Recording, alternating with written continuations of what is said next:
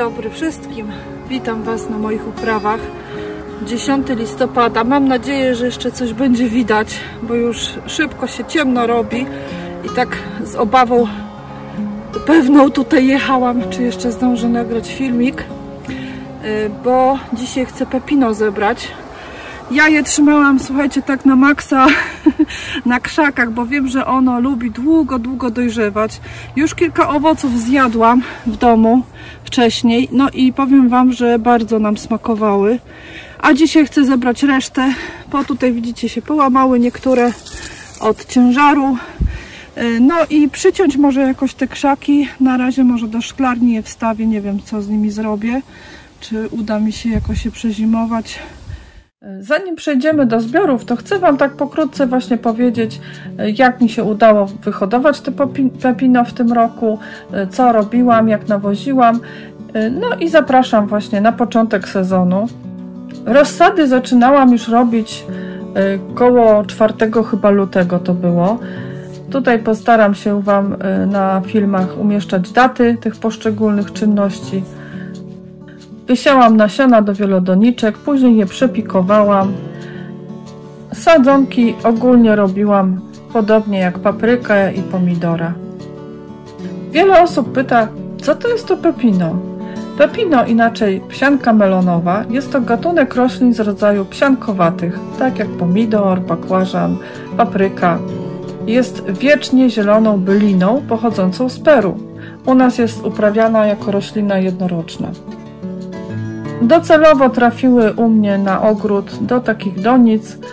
To są donice zrobione z takich wiaderek po kwiatach ciętych z marketu. W sierpniu zauważyłam pierwsze kwiaty, takie delikatne, fioletowe kwiatuszki. Ja ich osobiście nie zapylałam, nic z nimi nie robiłam. No może jeżeli bym zapylała ręcznie, to bardziej by zawiązały, ale i tak nie mogę narzekać zupełnie na plony. I później z tych kwiatuszków zawiązywały się takie małe owocki, na początku takie zielonkawo-białe, później nabierały masy, no i wyglądu docelowego owocu. Pepino można z powodzeniem uprawiać w donicach, tak jak ja to zrobiłam. Na balkonie też również polecam, bo to nie jest jakiś ogromny krzak, a naprawdę bardzo potrafi się pięknie odwdzięczyć wieloma owocami. Pepino lubi gleby żyzne, przepuszczalne, takie próchniczne, lekkie. Odczyn, no to tak 6,5 do 7,5 pH. Ich system korzeniowy jest dosyć płytki i taki delikatny, dlatego wskazane jest ściółkowanie. Ja tak robiłam, nawet te donice ściółkowałam sianem. Pomaga to zachować taką optymalną wilgoć w glebie, ponieważ one też są wrażliwe na przelanie. Czym nawoziłam pepino? Na start dostały dużo kompostu, dużo też rozłożonego obornika i też różnymi gnojówkami podlewałam, tak jak pomidory. O nawożeniu trzeba pamiętać właśnie zwłaszcza gdy są uprawiane w pojemnikach, bo wiadomo, że one dosyć dużo tego pokarmu potrzebują, a szybko się wyczerpuje zapas pokarmu w donicy. Podczas uprawy tej rośliny ja żadnych chorób na niej nie zauważyłam. Słyszałam, że bardzo lubią pepino przędziorki, zwłaszcza gdy właśnie rośliny zimujemy w pomieszczeniach. Pepino to po hiszpańsku ogórek. Młode owoce rzeczywiście smakują jak ogórki, a dojrzałe zaś jak melony.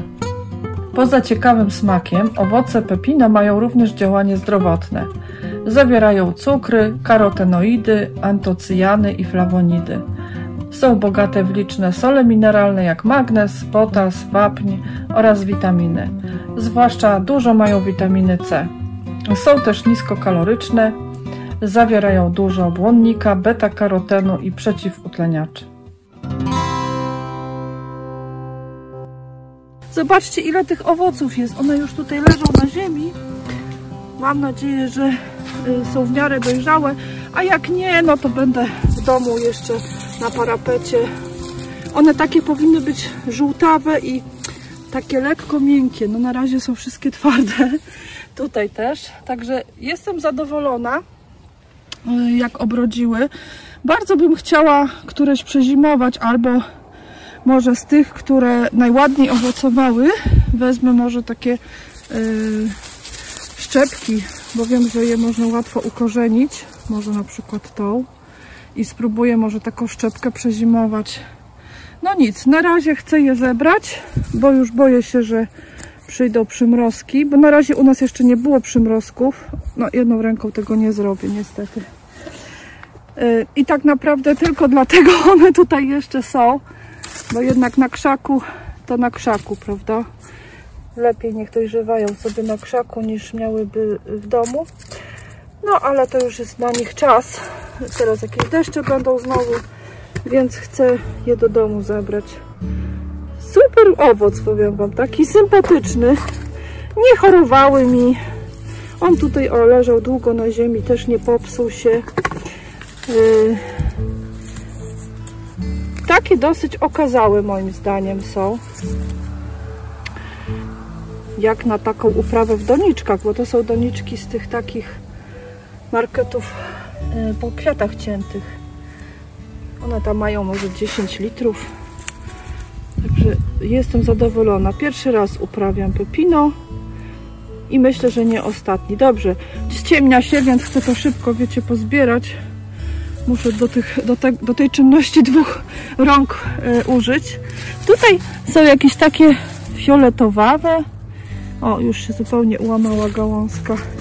Nie wiem, czemu one się różnią kolorem, ale naprawdę, zobaczcie, długo leżało na tej ziemi i nic im się nie stało. Może to jest wyznacznik jakiejś dojrzałości ich. Nie mam pojęcia, czemu takie. No, ale i tak one w domu będą leżeć jeszcze trochę, bo jednak ja wolę takie bardziej dojrzałe. No nic, zbieram w takim razie. Zobaczymy się po zbiorach. No, już pozbierałam, słuchajcie, całkiem spore wiadereczko tych owoców. I tutaj właśnie widać różnicę między dojrzałym a takim mniej dojrzałym. O, może to teraz widać na filmie. Ten po lewej jest taki bardziej kremowy. Widzicie ten kolor? Tak, ta część niepaskowana jest taka bardziej kremowa. A ten po prawej jest jeszcze niedojrzały. I właśnie takie są smaczniejsze. Może one nie są jakieś miękkie w dotyku, bo no bo nie, ale właśnie ten kolor już właśnie zwiastuje dojrzałość i on jest wtedy bardziej słodki. Bardzo ciekawy smak. No nic, zabieram do domu. Tutaj te krzewy troszkę przytnę. Nie wiem, czy już dzisiaj to zrobię, bo jeszcze tam muszę bataty wydobyć. Ale właśnie chcę przyciąć. No właśnie w domu nie mam gdzie tego zimować. W piwnicy ciemno. No więc może do szklarni je wstawię na razie. Zobaczę. O, tutaj taki malutki, no ale już z niego nic nie będzie. Nie zdąży. Tutaj też jakiś się popsuł. To trzeba od razu urwać, wyrzucić. Zabieramy plony do domu. Dzisiaj chcę sobie jeszcze kilka pobrać szczepek pepino i zauważyłam już, że dobrze jest ucinać takie gałązki, które mają takie już, wiecie, wypustki. Ja nie wiem, czy to będzie widać na filmie. Postaram się to pokazać. Takie wypustki na łodydze, takie zalążki korzeni. Pomidory często mają takie korzenie jakby powietrzne. Widzicie chyba teraz to? Takie krostki jakby na łodygach. I one bardzo szybko właśnie w tych miejscach puszczają korzenie w wodzie. Więc jeszcze sobie dzisiaj pobiorę parę szczepek. Idą przymrozki, więc liczę się ze stratą tutaj tych krzaków. No ale naprawdę ja nie mam gdzie ich dać. Może jednego wezmę tak na próbę do piwnicy, ale piwnica jest ciemna, więc też boję się, że nic z tego nie będzie. No ale tak to będę miała sadzonki.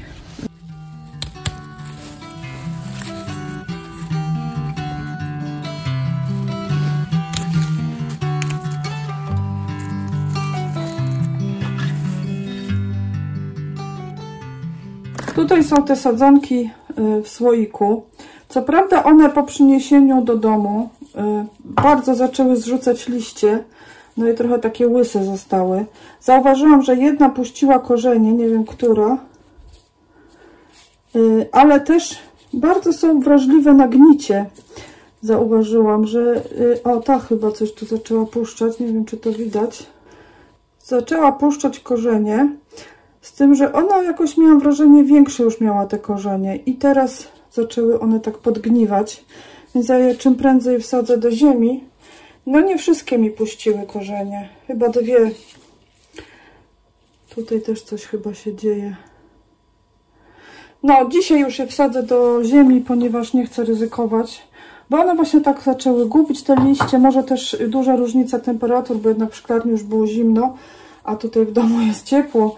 Zobaczymy, czy coś z tego będzie.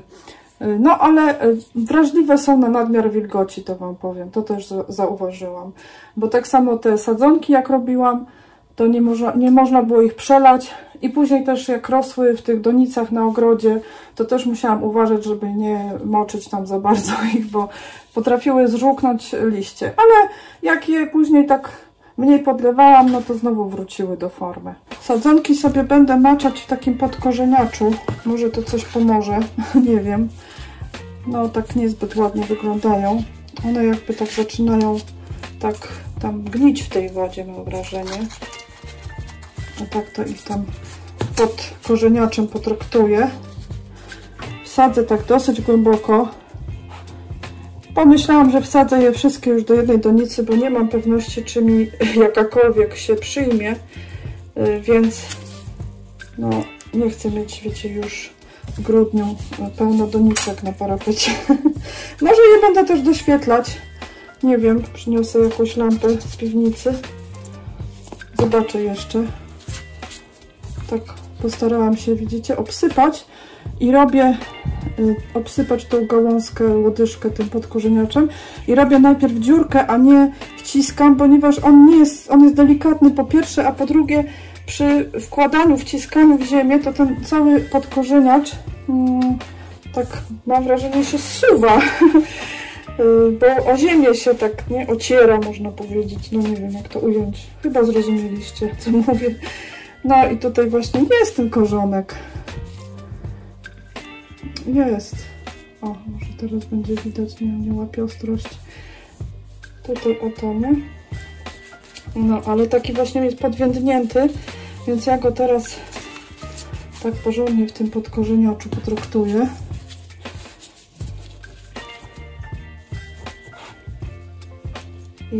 I go siup. Postaram się, żeby mu ten korzonek nie uszkodzić, nie? Bo to byłoby smutno. Te w szklarni widziałam ostatnio, to wam też pokazywałam, już zmarzły. Nie wiem tam, czy coś przeżyje, ale jeżeli nic nie wyjdzie ani z tego, to po prostu wysieję nasiona, jak w zeszłym roku. Najprostsza metoda, bo już widzę, że to wszystko zdążyło zaowocować, zdążyło nawet dojrzeć i sobie właśnie posieję i będę miała nowe sadzonki. Także nie będę się w ogóle tym przejmować, ale wiecie, ja lubię eksperymentować, dlatego robię sadzonki. Zobaczę, czy to w ogóle, wiecie, ta skórka za wyprawkę się opłaca. Poza tym dawno nic nie sadziłam, bo jest grudzień. Nie można żyć bez tego. Tu jest jeszcze taki patyk, ale to już nic z tego nie będzie. To już do wyrzucenia. No i teraz to delikatnie, słuchajcie, podleję, bo naprawdę one nie lubią przelania, zauważyłam. Nie lubią mieć takiego bardzo mokrego podłoża, bo chorować zaczynają. Przynajmniej takie sadzoneczki, które siałam. Dobrze, to jest właśnie posadzone są sadzonki. Będę wam pokazywać, co z tego wyszło albo nie wyszło. Więc to są pepino zbierane 10 listopada. Jak widać, już ten kolor fajny mają, żółty. Nie wszystkie, bo tutaj na przykład ten jest o wiele jaśniejszy i na pewno ten będzie bardziej słodszy. I powiem wam, jak ja je przygotowuję do spożycia. One mają taką dosyć twardą skórkę, niezbyt jadalną, więc ja biorę taki nożyk do obierania ziemniaków i po prostu obieram tak jak ziemniaki. i dopiero później kroję go i spożywam, że tak powiem. Te pepino 10 listopada były zbierane, tak mówiłam, czyli jest 1 grudnia i w doskonałym są stanie. Leżały na parapecie tu w kuchni, na blacie w zasadzie, bo mam taki blat przy parapecie i dojrzewały sobie, są nadal mega soczyste. Jeden troszeczkę tylko się nadpsuł, zaraz wam pokażę. O, po tym miesiącu, jeden z tych wszystkich. Ale powiem wam, że to nie jest cały zbiór, ponieważ podjadaliśmy. Ja nie mogłam się oprzeć, bo tak mi one posmakowały, że tutaj, no już mówię, kręcę film, bo za chwilę nie będzie z czego kręcić. Bo tak mi smakują, zwłaszcza słuchajcie teraz, już w grudniu, kiedy zima się zaczęła za oknem i no bardzo się chce jakichś świeżych owoców. O, ja to tak obieram, słuchajcie, jak ziemniaka. Łatwiej mi jest obrać tą skórę przed pokrojeniem, niż jak pokroję go na połówki. Ja mam taką technikę, nie wiem, może wy macie inną. Tak jakoś mi przyszło do głowy i tak już robię. Jejku, jaki zapach. Powiem wam, on ma ciekawy smak, ponieważ... A, to już na blacie pokroję. Przekroję wam na pół i zobaczycie, jak on w środku wygląda. To jest niby gniazdo nasienne, ale powiem wam, że ja na to wszystkie, które tutaj miałam, to znalazłam może parę pestek chyba w jednym owocu. Tak naprawdę on tutaj w polskich warunkach chyba nie za bardzo zawiązuje te nasiona. No i tu nie ma ogryzka. Taki kawałek bierzecie i po prostu już można jeść. Pycha. On ma smak taki, powiem wam, troszkę zbliżony do melona. Nie spodziewajcie się, że to będzie taki słodki melon. To jest taki posmak melona, ale jest przepyszny, taki orzeźwiający, bardzo soczysty. No tutaj cały blat mam aż mokry. Bardzo, bardzo soczysty jest, taką konsystencję ma. Ja wiem, to jest trochę tak jakby gruszka, jabłko. Nie wiem, trudno mi jest to porównać, ale mi on bardzo smakuje. Jak jest niedojrzały, to się tak zastanawiałam długo, jaki mi to smak przypomina. I to bardzo mi przypominał smak rabarbaru, jakby niedojrzały. Taki właśnie kwaskowy lekko, ogórek z lekką nutą rabarbaru. A już właśnie jak jest dojrzały, to taki ogórek, ale to nie jest ogórek, to jest bardziej melon, tylko może mniej słodki. No, przepyszny jest. Ja Was bardzo zachęcam do uprawy tego owocu, chociażby z czystej ciekawości. Dla mnie osobiście jest to łatwa w uprawie roślina. Dała mi bardzo dużo radości, no i przepiękny plon. Ja uważam, jak na pierwszy raz, to jestem z niego bardzo zadowolona. Do smaku może się trzeba przyzwyczaić, no bo to jest zupełnie nowy smak. Ale ja osobiście bardzo posmakowałam w nich. No i podoba mi się, że też może długo być przechowywany, no bo on dalej po miesiącu czasu był jak świeżo zerwany z krzaka. No i jest ciekawą rośliną, ciekawym owocem, zdrowym, dlatego tym bardziej Was do tego zachęcam. I na pewno tak samo jak rodzynek brazylijski zagości już u mnie na stałe w ogrodzie. To na dzisiaj już będzie tyle. Chciałam tak zebrać tą całą wiedzę w tym jednym odcinku, pokazać od początku do końca, jak to wygląda z uprawą pepino, w moim przypadku oczywiście. Na dzisiaj się żegnam z Wami, do zobaczenia, do usłyszenia, pa pa!